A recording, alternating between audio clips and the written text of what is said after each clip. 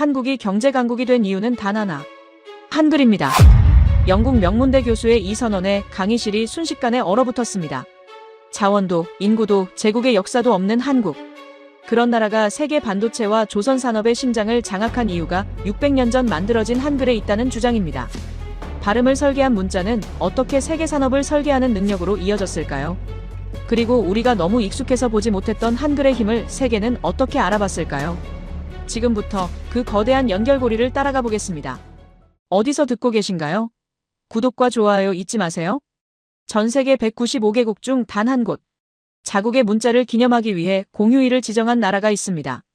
매년 10월 9일 그 나라 사람들은 자기들이 만든 글자를 축하하죠. 알파벳도 한자도 아니에요. 스스로 설계한 문자를 국가기념일로 만든 겁니다. 안녕하세요.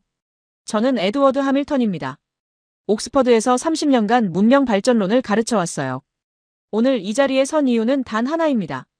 제가 30년 동안 주장해온 이론이 틀렸다는 걸 인정하러 왔습니다. 강의실 뒤편에서 누군가 펜을 떨어뜨렸어요. 78명의 학생 중 절반은 노트북을 켜고 딴짓을 하다가 일제히 고개를 들었죠. 교수가 자기 이론을 부정한다는 건 학계에선 드문 일이니까요. 제 이론은 간단했습니다. 문명 발전의 공식은 자원 곱하기 인구 곱하기 제국의 경험이라는 거였어요. 로마가 그랬고 영국이 그랬고 미국이 그랬죠. 데이터는 완벽했고 그래프는 아름다웠으며 논문은 수십 편의 인용을 받았습니다.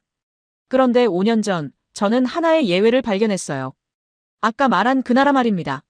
문자를 공휴일로 만든 나라요. 처음엔 웃겼어요. 문자 하나 가지고 국가기념일을 만들다니 문화적 자부심이 과하다 싶었죠. 그런데 이상한 점이 있었습니다. 그 나라는 70년 전만 해도 세계 최빈국이었어요. 1인당 GDP가 아프리카 평균보다 낮았죠. 자원도 없었습니다. 석유도, 철도, 구리도 없었어요. 인구는 5천만 명으로 중국의 30분의 1 수준이었고요. 제국주의 경험은커녕 오히려 식민 지배를 당했습니다. 전쟁 폐허 위에서 시작한 나라였어요. 제 공식에 대입하면 이 나라는 영원히 가난해야 정상이었습니다. 강의실 앞줄에 앉은 마이클이 웃음을 터뜨렸어요. MBA 과정에 있는 미국 학생이었는데 월가 출신답게 자신감이 넘쳤죠. 교수님, 그런 나라가 지금은 어떻게 됐는데요? 반쯤 조롱하는 톤이었습니다. 아마 개발도상국 신세를 면치 못했을 거라 생각한 모양이에요. 저는 화면에 그래프 하나를 띄웠습니다. 1953년부터 2023년까지 70년간의 산업성장 곡선이었어요. 수직에 가까운 상승.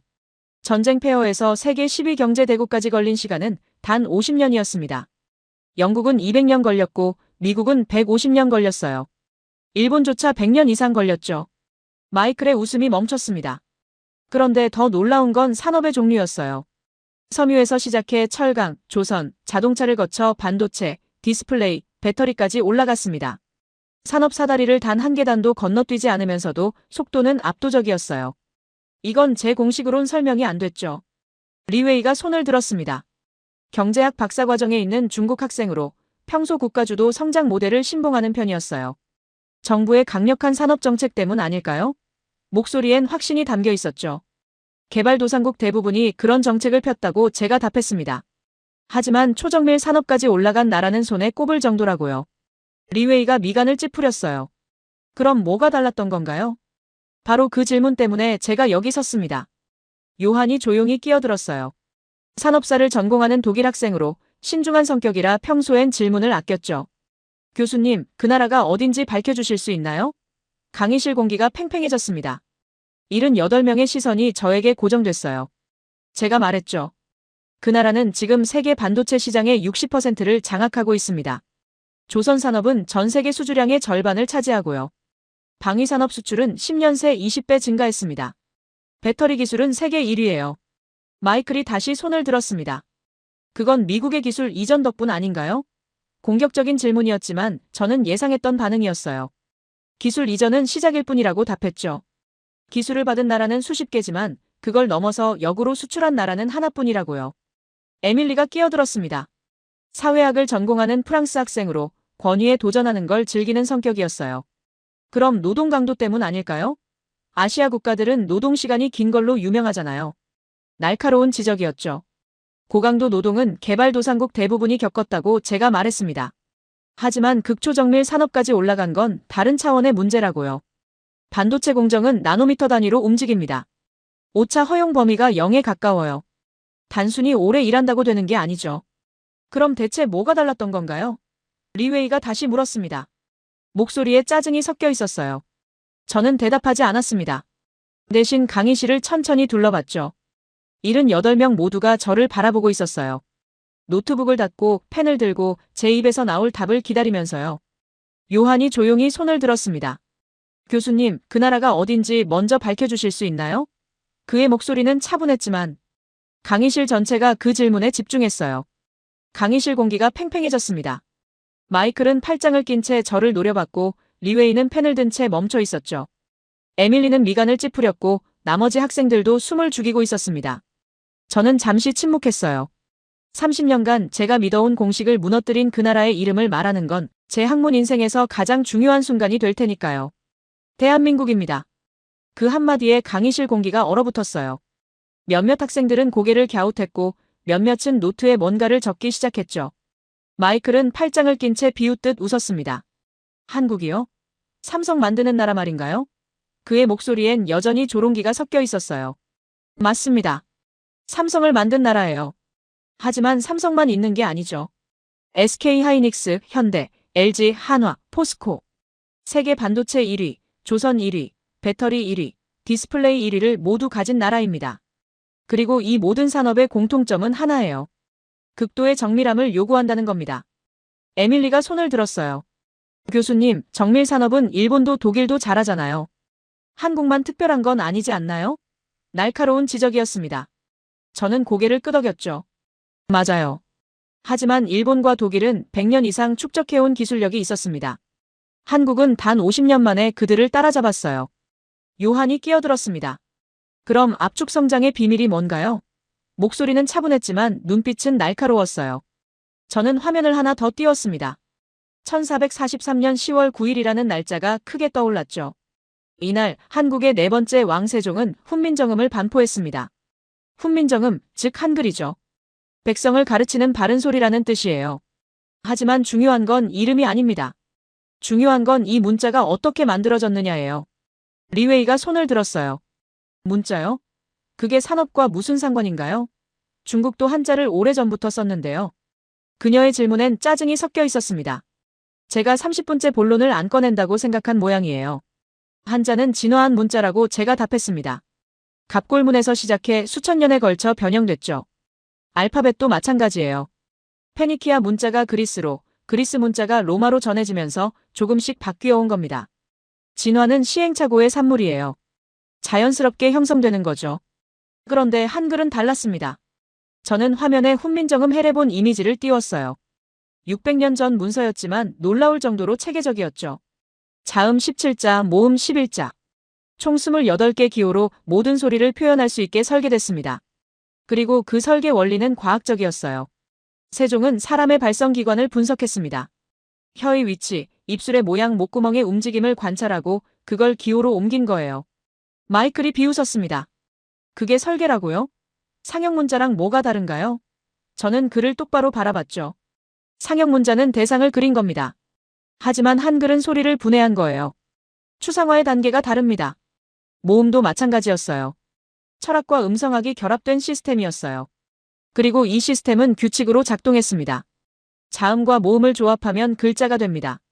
기역과 아를 합치면 가, 니은과 아를 합치면 나가 되는 식이죠.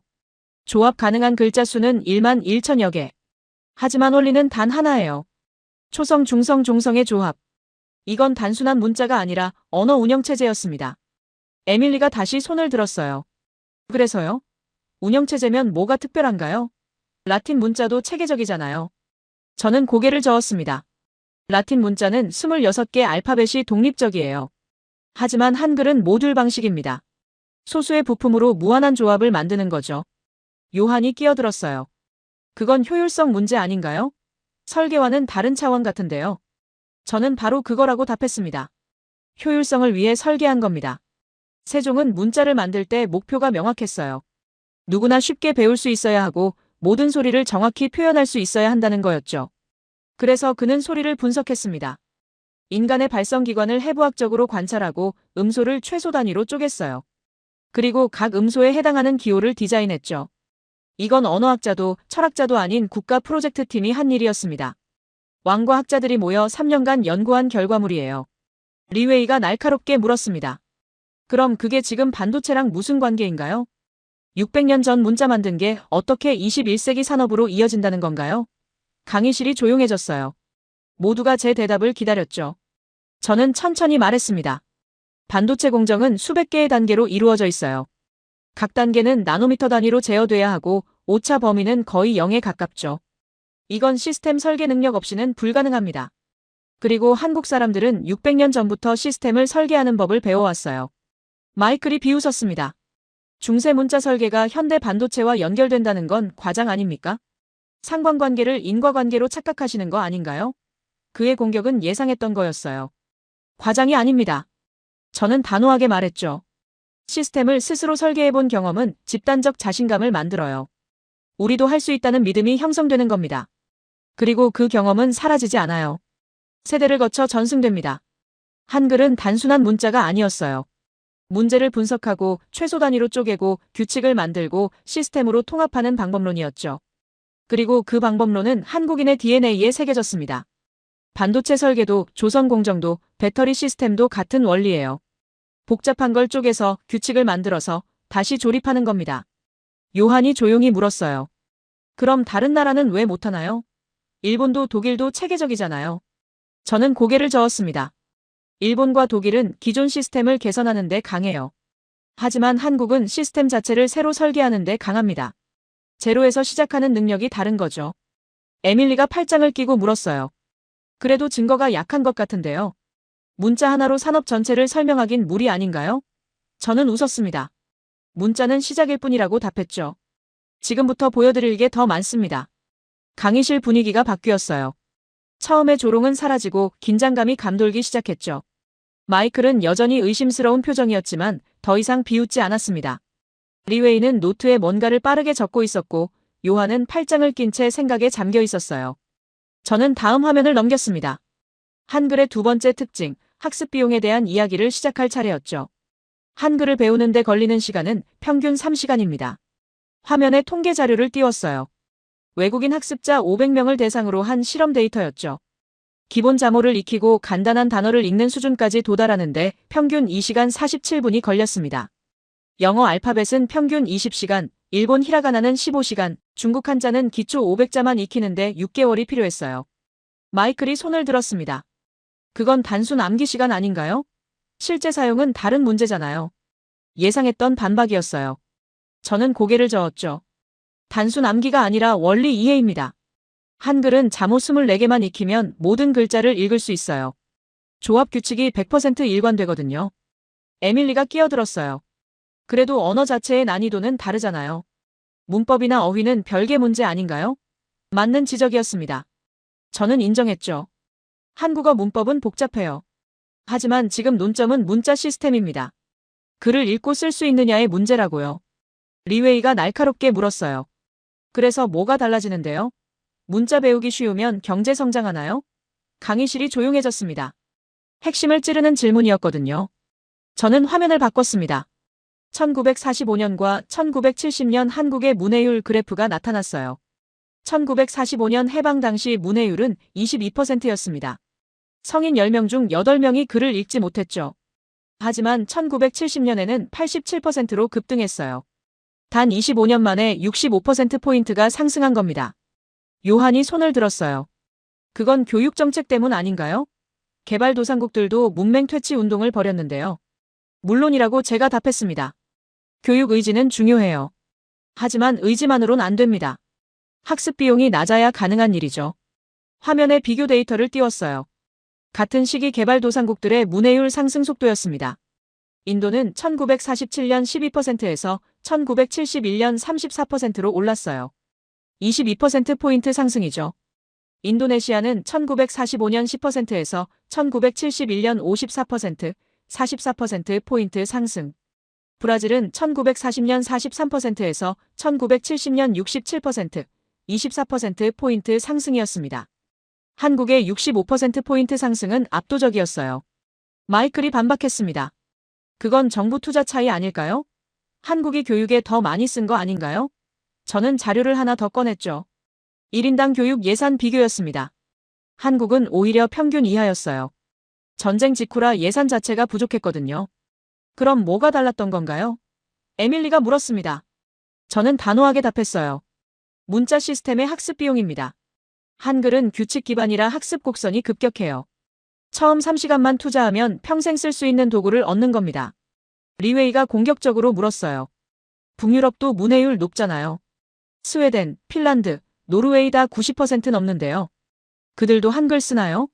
강의실에서 웃음이 터졌습니다. 저는 웃지 않았어요. 북유럽은 진화된 문자를 가졌다고 말했습니다. 라틴 알파벳은 수백 년에 걸쳐 최적화됐죠. 하지만 한국은 설계된 문자를 가졌어요. 차이가 뭐냐고요? 진화는 우연의 산물이지만 설계는 의도의 산물입니다. 요한이 끼어들었어요. 의도가 왜 중요한가요? 결과만 좋으면 되는 거 아닌가요? 좋은 질문이라고 제가 답했죠. 결과는 비슷해 보여도 과정이 다릅니다. 북유럽 사람들은 문자를 물려받았어요. 하지만 한국 사람들은 문자를 만들었습니다. 만드는 경험과 받는 경험은 완전히 다른 거예요. 에밀리가 회의적으로 물었습니다. 그 경험이 산업으로 어떻게 이어지는데요? 너무 비약 아닌가요? 저는 화면을 다시 바꿨어요. 1970년대 한국 반도체 산업 초기 데이터였습니다. 1974년 삼성이 반도체 사업에 진출했을 때 기술자 대부분은 고졸 학력이었어요. 대학 나온 엔지니어는 손에 꼽을 정도였죠. 하지만 그들은 매뉴얼을 읽을 수 있었습니다. 영어 기술 문서를 한글로 번역하면 3일 안에 숙지했어요. 문해력이 높았거든요. 마이클이 비웃었습니다. 매뉴얼 읽는 게 기술력인가요? 일본 기업들은 이미 수십 년 앞서 있었는데요. 맞는 말이라고 제가 인정했죠. 초기엔 격차가 컸어요. 하지만 학습 속도가 달랐습니다. 일본은 기술을 축적하는데 30년 걸렸어요. 한국은 15년 만에 따라잡았습니다. 왜 그랬을까요? 지식 전파 속도가 빨랐거든요. 매뉴얼이 빠르게 번역됐고 현장 기술자들이 즉시 이해했으며 개선 아이디어가 빠르게 공유됐습니다. 리웨이가 손을 들었어요. 그건 조직 문화 문제 아닌가요? 수직적 사회일수록 정보가 빨리 퍼진다는 연구도 있는데요. 저는 고개를 저었습니다. 수직적 사회는 오히려 정보를 막아요. 위에서 아래로만 흐르니까요. 한국이 빨랐던 건 문해율이 높아서예요. 현장 기술자까지 문서를 읽고 쓸 수 있었거든요. 문해율은 숫자가 아닙니다. 지식의 이동 속도예요. 강의실이 조용해졌어요. 저는 그래프를 하나 더 띄웠습니다. 1980년대 한국 기업들의 특허 출원 곡선이었죠. 1980년 127건에서 1990년 3천여 건으로 급증했습니다. 10년 만에 23배 증가한 거예요. 요한이 물었습니다. 그게 문해율과 무슨 상관인가요? 특허는 기술력 문제잖아요. 저는 반문했죠. 특허를 내려면 뭐가 필요한가요? 기술 문서를 읽고 선행 기술을 조사하고 자기 아이디어를 글로 정리해야 합니다. 문해력 없이는 불가능해요. 에밀리가 공격적으로 물었어요. 그럼 미국은요? 영국은요? 그들도 문해율 높은데 왜 한국만큼 빠르게 성장 안 했나요? 저는 단호하게 답했습니다. 미국과 영국은 이미 성장한 상태였어요. 한국은 제로에서 시작했죠. 출발선이 다른 겁니다. 마이클이 끼어들었어요. 그럼 결국 압축 성장 얘기잖아요. 문자는 부차적인 거 아닌가요? 저는 고개를 저었습니다. 압축 성장이 가능했던 이유가 문자예요. 지식을 빠르게 흡수할 수 있었으니까요. 화면에 마지막 데이터를 띄웠습니다. 1960년부터 2000년까지 기술 도입과 특허 출원의 시차 분석이었어요. 한국은 평균 7년이었습니다. 기술을 도입하고 7년 뒤엔 자체 특허를 내기 시작한 거죠. 인도는 15년, 브라질은 18년이 걸렸어요. 리웨이가 마지막으로 반박했습니다. 그건 산업 구조 차이 아닌가요? 한국은 재벌 중심이라 집중 투자가 가능했던 거잖아요. 맞다고 제가 인정했어요. 재벌 시스템도 한몫했죠. 하지만 재벌이 투자할 수 있었던 건 인력이 준비돼 있었기 때문입니다. 고졸 기술자들이 매뉴얼을 읽을 수 있었고 대졸 엔지니어들이 논문을 쓸 수 있었거든요. 문자 시스템은 인프라예요. 도로나 항만처럼 눈에 보이진 않지만 모든 걸 바치는 기반이죠. 요한이 조용히 물었습니다. 교수님, 그럼 한글만 있으면 다른 나라도 빠르게 성장할 수 있나요? 저는 웃었어요. 아니라고 답했죠. 문자는 필요 조건이지 충분 조건이 아닙니다. 하지만 필요 조건 없이 충분 조건은 작동 안 해요. 강의실 공기가 또 바뀌었습니다. 마이클은 여전히 회의적이었지만 더 이상 비웃지 않았어요. 리웨이는 노트에 뭔가를 열심히 적고 있었고 에밀리는 팔짱을 낀 채 생각에 잠겨 있었죠. 요한은 고개를 끄덕이며 저를 바라봤습니다. 저는 다음 슬라이드를 준비했어요. 한글의 세 번째 특징, 표준화 능력에 대한 이야기를 시작할 시간이었습니다. 표준화는 산업의 전제 조건입니다. 저는 화면에 ISO 9001 인증서 이미지를 띄웠어요. 국제품질 표준 인증이죠. 한국 기업들이 이 인증을 받는 속도는 세계에서 가장 빨랐습니다. 1987년 ISO 9001이 제정됐을 때 한국은 3년 만에 아시아 1위 인증 국가가 됐어요. 일본보다 빨랐고 독일과 비슷한 속도였죠. 마이클이 손을 들었습니다. 그건 정부 주도 아닌가요? 인증받으라고 밀어붙인 거잖아요. 물론이라고 제가 답했어요. 정부 정책이 있었죠. 하지만 정책만으론 안 됩니다. 표준을 이해하고 적용할 수 있는 조직 문화가 필요해요. 리웨이가 끼어들었습니다. 중국도 표준화 잘하는데요. 국가 주도로 빠르게 통일하잖아요. 저는 고개를 저었죠. 중국은 위에서 아래로 표준을 내려보내요. 하지만 한국은 아래에서 표준을 이해하고 실행합니다. 방향이 다른 거예요. 화면을 바꿨어요. 한글의 잠호조합 규칙이 나타났습니다. 초성 19개, 중성 21개, 종성 27개. 이론상 1만 1천여 개 조합이 가능하지만 실제 사용되는 건 2,500개 정도예요. 왜 그럴까요? 규칙이 명확하기 때문입니다. 에밀리가 손을 들었습니다. 그게 표준화랑 무슨 상관인가요? 문자는 문자고 산업은 산업이잖아요. 저는 잠시 멈췄어요. 핵심을 짚는 질문이었거든요. 규칙 기반 시스템을 600년간 사용했다는 게 중요하다고 말했습니다. 한글을 쓰는 모든 한국인은 어릴 때부터 규칙을 배워요. 자음과 모음을 조합하는 법칙, 받침을 다루는 규칙, 띄어쓰기 원칙. 이런 규칙들이 몸에 배는 겁니다. 요한이 끼어들었어요. 독일어도 규칙적인데요. 문법이 엄격하고 철자법도 체계적이잖아요. 맞는 말이라고 제가 인정했죠. 독일어도 규칙적이에요. 하지만 독일어는 진화한 언어입니다. 라틴어에서 파생됐고 수백 년에 걸쳐 변형됐죠. 예외가 많아요. 한글은 달랐습니다. 처음부터 설계됐어요. 예외를 최소화하도록 만들어진 시스템이죠. 그래서 규칙 학습이 빠르고 규칙 적용이 일관됩니다. 화면에 1960년대 한국 교육과정 자료를 띄웠어요. 초등학교 1학년 교과서였죠. 한글 자모를 가르치는 방식이 흥미로웠습니다. 단순 암기가 아니라 조합 원리를 먼저 가르쳤어요. 아이들은 규칙을 배웠습니다. 그리고 그 규칙을 평생 사용했죠. 학교에서, 직장에서, 공장에서. 규칙을 따르는 게 자연스러웠어요. 리웨이가 공격적으로 물었습니다. 그래서 뭐가 달라지는데요? 규칙 잘 따르면 산업이 성장하나요? 강의실이 조용해졌어요. 저는 그래프를 하나 띄웠습니다. 1970년대 한국 제조업의 불량률 감소 곡선이었어요. 1970년 평균 불량률은 15%였습니다. 제품 100개 만들면 15개가 불량이었죠. 하지만 1980년엔 3%로 떨어졌어요. 10년 만에 5분의 1 수준이 된 겁니다. 마이클이 반박했습니다. 그건 품질 관리 시스템 도입한 거 아닌가요? TQM이나 6시그마 같은 거요. 맞다고 제가 답했어요. 그런 시스템들을 도입했죠. 하지만 시스템만 도입한다고 작동하진 않아요. 현장 근로자들이 이해해야 합니다. 6시그마는 통계 기반이에요.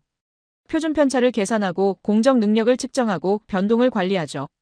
이걸 현장 기술자들이 이해해야 해요. 그러려면 문해력이 필요하고 규칙 이해 능력이 필요합니다. 에밀리가 손을 들었어요. 일본도 똑같이 했는데요. 오히려 일본이 먼저 시작했잖아요. 저는 고개를 끄덕였죠. 일본이 선구자예요. 하지만 한국은 학습 속도가 빨랐습니다. 일본이 30년 걸린 걸 한국은 15년 만에 따라잡았어요. 왜 그랬을까요? 표준화에 대한 저항이 적었거든요. 일본은 장인 문화가 강해요. 개인의 노하우를 중시하죠. 하지만 한국은 규칙을 먼저 배웠습니다. 개인 스타일보다 시스템 규칙을 따르는 게 자연스러웠어요. 요한이 날카롭게 물었습니다. 그럼 창의성은요? 규칙만 따르면 혁신이 안 나오는 거 아닌가요? 독일 엔지니어들은 규칙 안에서도 창의적인데요. 좋은 지적이라고 제가 말했어요. 창의성과 표준화는 모순이 아닙니다. 오히려 표준이 있어야 혁신이 가능해요. 왜냐하면 뭘 깨뜨려야 할지 알 수 있거든요. 표준이 없으면 혁신도 없어요. 그냥 혼돈일 뿐이죠. 화면에 한국 기업들의 공정 표준화 사례를 띄웠습니다. 현대자동차 울산 공장이었어요. 1970년대 초기엔 공정마다 작업 방식이 달랐습니다. 같은 부품을 조립해도 라인마다 순서가 다르고 시간도 달랐죠. 하지만 1980년대엔 완전히 바뀌었어요. 모든 공정이 표준화됐습니다. 작업 순서, 소요 시간, 품질 체크 포인트까지 전부 매뉴얼로 만들어졌죠. 그리고 그 매뉴얼을 모든 근로자가 읽고 따랐습니다. 리웨이가 끼어들었어요. 그건 테일러리즘 아닌가요? 미국이 100년 전에 했던 거잖아요. 맞다고 제가 인정했죠. 테일러의 과학적 관리법이에요. 하지만 미국은 100년 걸렸고 한국은 10년 만에 했습니다. 마이클이 비웃었어요. 빠르다고 좋은 건 아니잖아요. 부작용도 있었을 텐데요. 물론이라고 제가 답했습니다. 과로, 스트레스, 인간 소외. 다 있었죠. 하지만 지금 논점은 그게 아니에요. 어떻게 그렇게 빠르게 표준화할 수 있었느냐는 겁니다. 에밀리가 팔짱을 끼고 물었습니다. 결국 권위주의 정부가 밀어붙인 거 아닌가요? 규칙 따르라고 강요한 거잖아요. 저는 고개를 저었어요. 강요만으론 안 됩니다. 이해가 있어야 해요. 한국 근로자들은 매뉴얼을 읽을 수 있었습니다. 고졸 학력으로도 공정표준서를 이해했어요. 그리고 규칙을 따르는 게 낯설지 않았죠. 어릴 때부터 한글 조합 규칙을 배웠으니까요. 요한이 조용히 물었어요. 교수님 주장은 결국 문화 결정론 아닌가요? 한국 문화가 특별해서 성공했다는 건가요? 저는 단호하게 답했습니다. 문화가 아니라 시스템이에요. 한글이라는 규칙 기반 시스템을 600년간 사용하면서 형성된 집단 능력입니다. 화면에 마지막 데이터를 띄웠어요. 2000년대 한국 기업들의 ISO 인증 속도였습니다. 새로운 표준이 나올 때마다 한국은 아시아에서 가장 빠르게 인증을 받았어요. 환경표준, 정보보안 표준, 안전보건 표준. 모두 3년 안에 주요 기업들이 인증을 완료했습니다. 리웨이가 마지막으로 반박했어요. 그건 정부 압력 아닌가요? 인증 안 받으면 불이익 주는 거잖아요. 압력도 있었다고 제가 인정했죠. 하지만 압력만으론 품질이 안 나와요. 진짜 표준을 이해하고 실행해야 인증을 받을 수 있습니다. 표준화는 산업의 전제 조건이라고 다시 한번 강조했어요. 부품이 규격화돼야 조립이 가능하고 공정이 표준화돼야 확장이 가능하며 품질이 일정해야 신뢰가 생깁니다. 그리고 한국은 이 모든 걸 빠르게 해냈어요. 강의실 분위기가 무거워졌습니다. 마이클은 더 이상 비웃지 않았고 리웨이는 노트에 뭔가를 빠르게 적고 있었어요. 에밀리는 미간을 찌푸린 채 생각에 잠겨 있었고 요한은 조용히 고개를 끄덕였죠. 저는 다음 화면을 준비했습니다. 이제 시간축의 문제를 다룰 차례였어요. 70년입니다. 1953년 전쟁 폐허에서 2023년 산업 대국까지 걸린 시간이요. 저는 화면에 연대표를 띄웠어요. 1953년 한국의 모습이 먼저 나타났습니다. 1인당 GDP 67달러. 당시 가나는 179달러, 필리핀은 257달러였어요. 한국은 아프리카 평균보다 가난했죠. 서울 시내엔 건물다운 건물이 없었고 도로는 비포장이었으며 전기도 제대로 들어오지 않았습니다. 그리고 2023년 1인당 GDP 33,000달러, 세계 10위 경제대국, 반도체 1위, 조선 1위, 배터리 1위. 70년 만에 완전히 다른 나라가 된 겁니다. 마이클이 손을 들었어요. 전후 복구는 다 그렇게 빠르지 않나요? 독일도 빨랐고 일본도 빨랐잖아요. 저는 고개를 저었죠. 독일과 일본은 산업 기반이 있었어요. 전쟁 전부터 선진국이었거든요. 공장이 파괴됐지만 기술과 인력은 남아 있었죠. 한국은 달랐습니다. 원래 농업국이었어요. 산업 기반 자체가 없었죠. 제로에서 시작한 겁니다. 리웨이가 끼어들었습니다. 중국도 제로에서 시작했는데요. 1949년 혁명 후에요. 맞다고 제가 답했어요. 중국도 비슷한 출발선이었죠. 하지만 중국이 개혁 개방을 시작한 건 1978년입니다. 한국보다 20년 늦었어요. 화면에 비교 그래프를 띄웠습니다. 1960년부터 2020년까지 주요 개발도상국의 1인당 GDP 성장 곡선이었어요. 한국은 가장 가파른 상승을 보였습니다. 1960년 158달러에서 2020년 3만 달러 넘게 190배 성장이었죠. 같은 기간 브라질은 15배, 멕시코는 12배, 인도는 25배 성장했어요. 중국은 1978년 이후 급성장해서 80배 정도였지만 출발이 20년 늦었죠. 요한이 손을 들었습니다. 성장률만으론 설명이 안 되는 것 같은데요. 숫자 뒤에 뭐가 있나요? 저는 화면을 바꿨어요. 산업구조 변화 그래프였습니다. 1960년 한국 경제에서 농업이 차지하는 비중은 63%였어요. 10명 중 6명이 농민이었죠. 하지만 1990년엔 11%로 떨어졌습니다. 30년 만에 농업국에서 공업국으로 바뀐 거예요. 영국은 이 전환에 150년 걸렸고 미국은 100년 걸렸습니다. 일본도 70년이 필요했어요.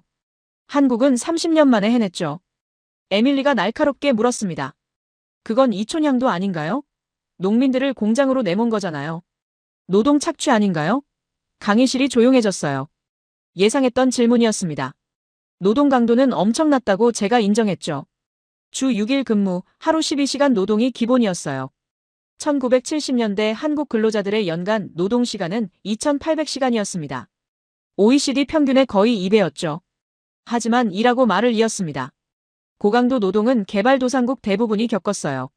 방글라데시도 베트남도 인도네시아도 마찬가지였죠. 그런데 왜 한국만 초정밀 산업까지 올라갔을까요? 마이클이 반박했어요.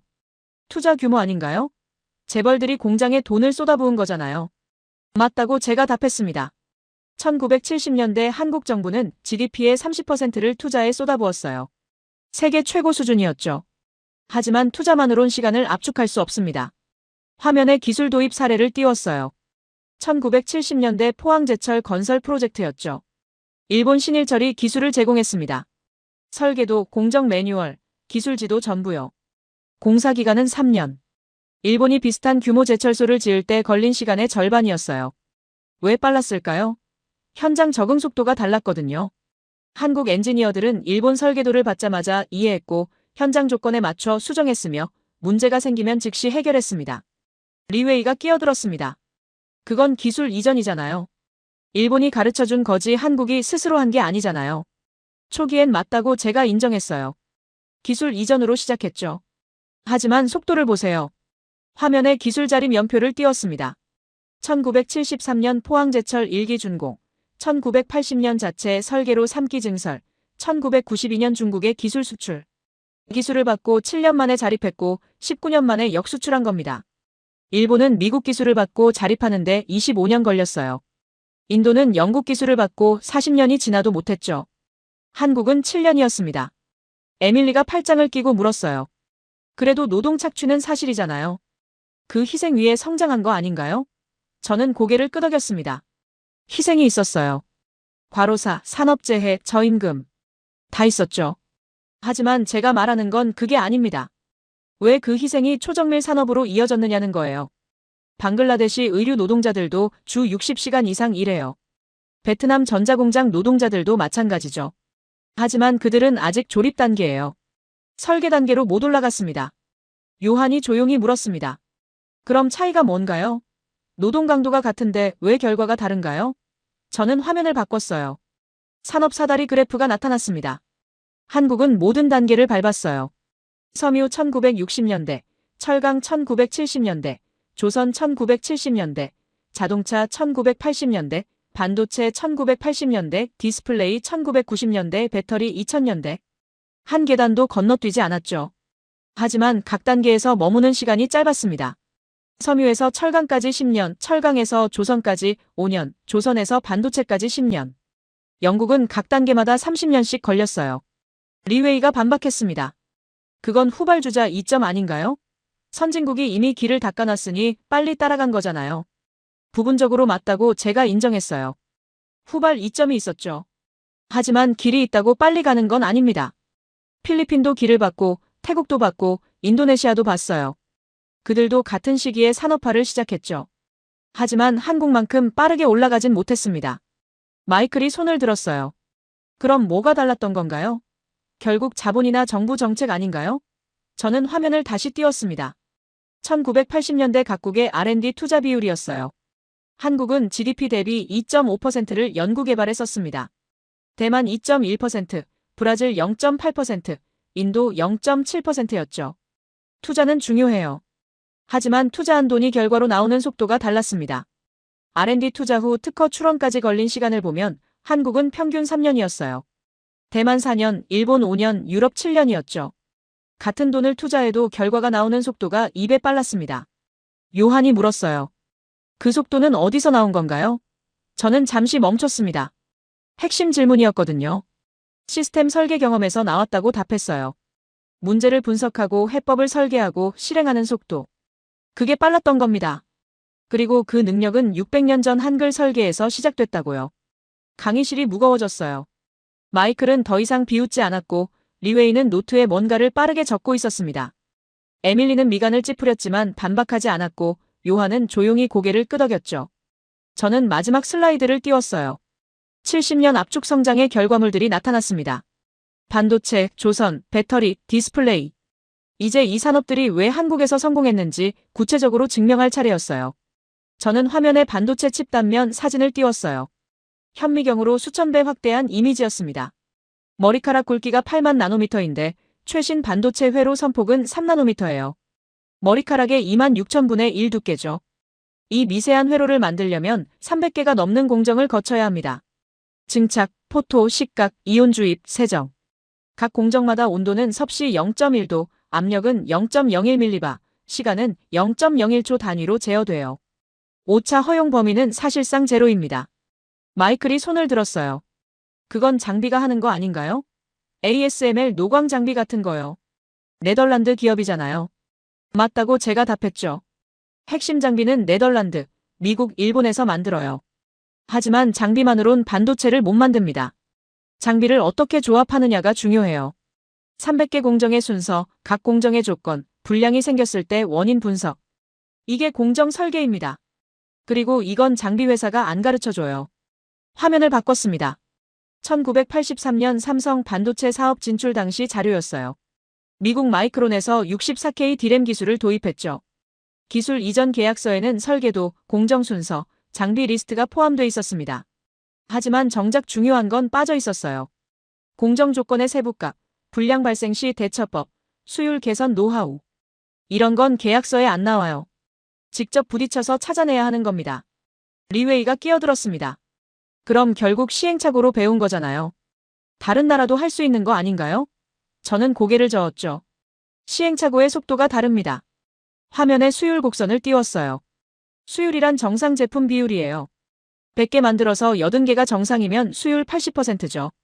1983년 삼성이 첫 D램을 생산했을 때 수율은 15%였습니다.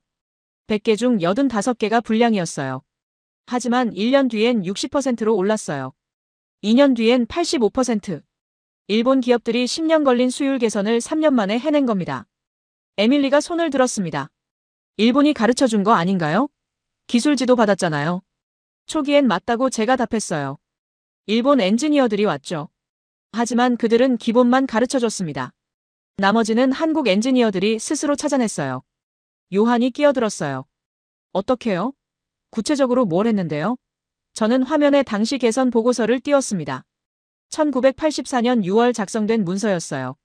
3도, 0.02초, 0.2%. 이런 미세한 조정을 수백 번 반복한 겁니다. 각 조정마다 결과를 측정하고 원인을 분석하고 다음 조정을 설계했어요. 마이클이 비웃었습니다. 그건 그냥 실험 아닌가요? 과학자들이 다 하는 거잖아요. 저는 단호하게 답했죠. 실험이 아니라 설계예요. 무작위 실험이 아니라 가설 기반 조정입니다. 온도를 3도 올린 건 이유가 있어요. 증착 속도와 막질 균일도 사이의 상관관계를 분석했거든요. 노광 시간을 0.02초 줄인 것도 마찬가지예요. 감광제 반응 속도를 계산한 결과였죠. 이건 시행착오가 아니라 시스템 분석입니다. 변수를 쪼개고 인과관계를 파악하고 최저값을 찾는 과정이에요. 리웨이가 날카롭게 물었어요. 그런 능력은 어디서 나온 건가요? 대학에서 배운 거 아닌가요? 물론이라고 제가 인정했습니다. 공학 교육이 중요하죠. 하지만 한국 대학이 MIT나 도쿄대보다 뛰어난 건 아니었어요. 차이는 문제 접근 방식이었습니다. 복잡한 시스템을 작은 단위로 쪼개고 각 단위를 규칙으로 정리하고 다시 조합하는 방식. 이게 몸에 배어 있었어요. 에밀리가 팔짱을 끼고 물었습니다. 그게 한글과 무슨 상관인가요? 반도체는 과학기술이잖아요. 저는 화면을 다시 띄웠어요. 한글 자모 조합표였습니다. 자음과 모음이라는 최소 단위를 조합해서 글자를 만드는 시스템이에요. 반도체 공정도 마찬가지입니다. 증착, 포토, 식각이라는 최소 단위를 조합해서 칩을 만들죠. 요한이 조용히 물었어요. 그건 유추 아닌가요? 논리적 비약 같은데요. 저는 고개를 저었습니다. 유추가 아니라 경험이에요. 모듈 방식으로 사고하는 훈련이 600년간 축적된 겁니다. 화면에 1990년대 삼성의 독자 설계 사례를 띄웠어요. 256M D램이었습니다. 이전까지는 일본 설계를 따라했는데 이때부터 독자 구조를 만들기 시작했어요. 일본은 적층 구조를 썼습니다. 셀을 위로 쌓는 방식이죠. 삼성은 트렌치 구조를 선택했어요. 아래로 파는 방식. 왜 그랬을까요? 공정 단계를 30% 줄일 수 있었거든요. 적층은 증착을 12번 반복해야 했어요. 트렌치는 시각 8번으로 끝났죠. 같은 성능을 내는데 공정이 짧으니 수율이 높아지고 원가가 내려갔습니다. 마이클이 손을 들었습니다. 그런 아이디어는 어디서 나온 건가요? 저는 설계 보고서를 확대했어요. 1989년 작성된 문서였습니다. 문제를 정의하고 원인을 쪼개고 해법을 설계한 겁니다. 이게 바로 시스템 설계 능력이에요. 리웨이가 반박했습니다. 그 정도는 일본도 할 수 있잖아요. 독일도요. 왜 한국만 특별한가요? 저는 화면을 바꿨죠. 설계 속도 비교 그래프였습니다. 일본 기업들은 새로운 구조를 설계하는데 평균 18개월 걸렸어요. 삼성은 12개월. 1.5배 빨랐습니다. 그리고 2000년대 들어선 격차가 더 벌어졌어요. 일본 24개월, 삼성 9개월. 거의 3배 차이였죠. 왜 빨랐을까요? 의사결정 구조 때문이라고들 해요. 한국 기업이 수직적이라 빠르다고요. 부분적으로 맞습니다. 하지만 그것만은 아니에요. 설계 자체가 빨랐어요. 엔지니어들이 문제를 빠르게 쪼개고 해법을 빠르게 조합했습니다. 이건 조직 문화가 아니라 사고방식이에요. 에밀리가 손을 들었습니다. 증거가 약한 것 같은데요. 상관관계를 인과관계로 착각하는 거 아닌가요? 저는 예상했던 질문이라고 답했어요. 화면에 마지막 데이터를 띄웠습니다. 2010년대 파운드리 시장 점유율이었어요. 파운드리는 남의 설계를 받아서 칩을 만들어주는 사업이죠. 대만 TSMC가 1위예요. 54%. 삼성이 2위, 17%. 그런데 흥미로운 건 성장 속도였습니다. TSMC는 30년 걸려서 54%를 만들었어요. 삼성은 10년 만에 17%까지 왔죠. 요한이 물었습니다. 대만도 잘하는데요? 그들도 한자 쓰잖아요. 저는 고개를 끄덕였어요. 대만도 뛰어나죠. 하지만 대만은 1987년부터 시작했어요. 한국보다 4년 빨랐습니다. 그런데 지금은 격차가 줄어들고 있어요. 왜 그럴까요? 한국이 설계 능력으로 빠르게 추격하고 있거든요. 기술은 이전할 수 있습니다. 마지막으로 강조했어요. 장비를 사면 되고 매뉴얼을 받으면 되고 엔지니어를 교육시키면 돼요. 하지만 공정 설계 능력은 이전되지 않습니다. 공정 설계는 문제를 쪼개고 변수를 분석하고 최적 조합을 찾는 능력이에요. 이건 하루아침에 생기지 않습니다. 오랜 시간 훈련돼야 하죠. 그리고 한국은 600년 동안 훈련했습니다. 소리를 쪼개서 기호로 만들고 기호를 조합해서 글자를 만드는 훈련을요. 강의실이 조용해졌어요. 마이클은 더 이상 비웃지 않았고 리웨이는 뭔가를 깊이 생각하는 표정이었습니다. 에밀리는 여전히 회의적이었지만 반박하지 않았고 요한은 천천히 고개를 끄덕였죠. 저는 다음 슬라이드를 준비했습니다. 반도체만이 아니에요. 조선과 방산도 마찬가지입니다. 300만 개입니다. 대형 컨테이너선 한 척에 들어가는 부품수예요. 저는 화면에 조선소 사진을 띄웠어요. 거제도 대우조선해양, 울산 현대중공업. 축구장 수십 개 크기의 도크에 거대한 배가 건조되고 있었죠. 길이 400m, 무게 20만 톤. 움직이는 도시나 다름없었습니다. 300만 개 부품을 조립하는 데 걸리는 시간은 평균 18개월이에요. 유럽 조선소는 24개월 걸립니다. 한국이 25% 빠르죠. 마이클이 손을 들었어요. 그건 인건비 때문 아닌가요? 한국이 싸니까 빨리 만드는 거잖아요. 저는 고개를 저었습니다. 인건비는 1990년대까지 맞는 설명이었어요. 하지만 지금은 아닙니다. 2000년대 들어 중국 조선소들이 등장했어요. 인건비는 한국의 3분의 1 수준이었죠. 하지만 한국을 못 따라잡았습니다. 왜 그랬을까요? 화면을 바꿨어요. 선박 건조 공정표가 나타났습니다. 설계 6개월, 자재 조달 3개월, 블록 제작 6개월, 탑재 2개월, 의장 1개월. 총 18개월이죠. 문제는 순서예요. 이 공정들이 순차적이지 않아요. 동시 진행됩니다. 설계가 끝나기 전에 자재를 주문하고 블록 제작이 끝나기 전에 탑재 준비를 하죠. 한 단계라도 늦으면 전체가 밀립니다. 리웨이가 끼어들었습니다. 그건 프로젝트 관리 아닌가요? 건설업도 다 그렇게 하는데요. 맞다고 제가 답했어요. 하지만 규모가 다릅니다. 건물은 부품이 수천 개예요. 선박은 300만 개. 건물은 현장이 고정돼 있어요. 선박은 바다에 띄워야 하죠. 건물은 하중만 견디면 돼요.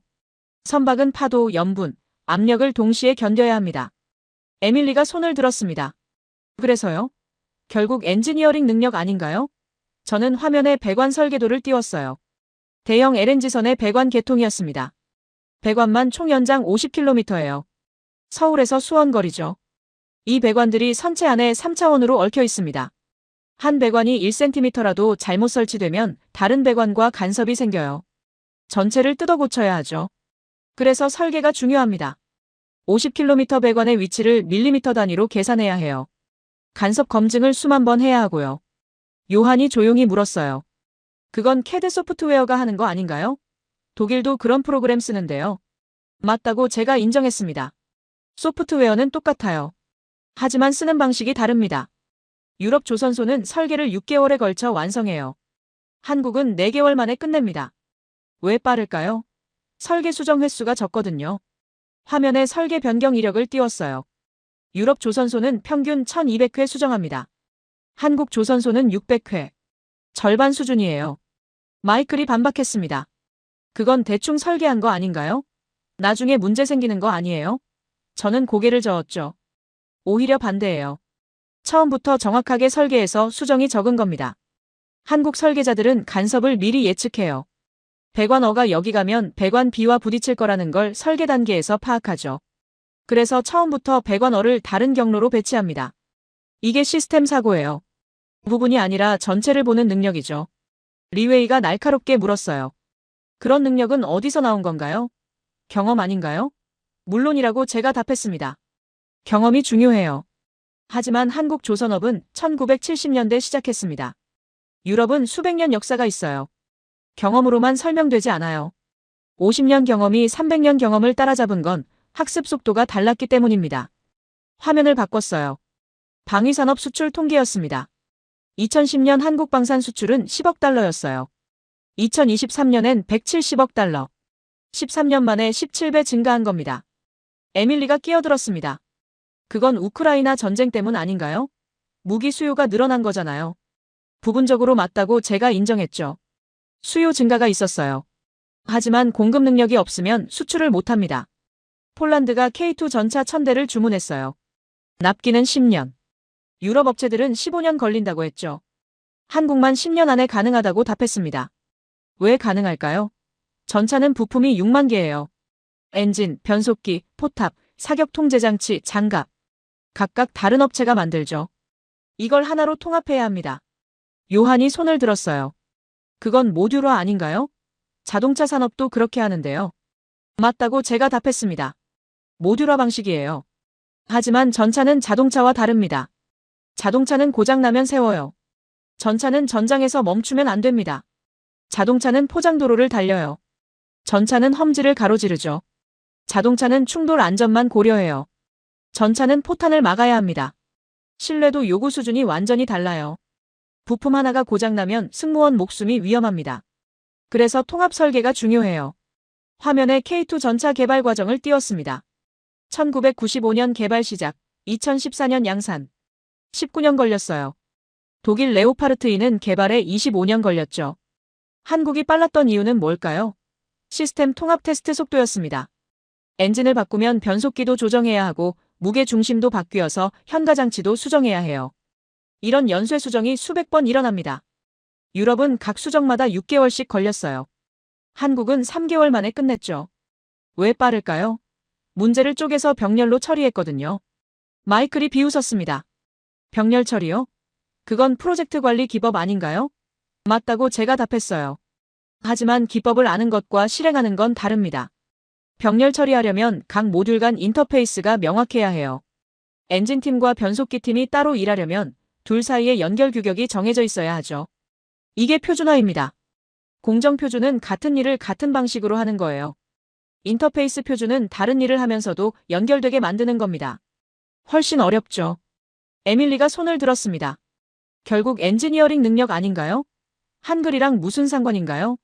저는 마지막 화면을 띄웠어요. 한글 조합 원리와 시스템 통합 원리를 나란히 놓은 비교표였습니다. 원리가 같습니다. 독립된 부분을 규칙으로 연결해서 전체를 만드는 거예요. 요한이 조용히 물었습니다. 그래도 비약 아닌가요? 문자와 산업은 너무 다른데요. 저는 천천히 답했어요. 다르지 않아요. 둘 다 시스템입니다. 복잡한 걸 모듈로 쪼개고 규칙으로 연결하고 전체를 만드는 방식이죠. 문자를 설계한 민족은 공정을 설계합니다. 강의실이 완전히 조용해졌어요.